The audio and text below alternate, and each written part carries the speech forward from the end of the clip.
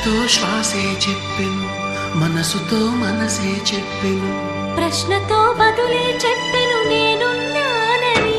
నేనున్నానని నీకేం కాదని, నిన్నటి రాతనే మార్చేస్తానని.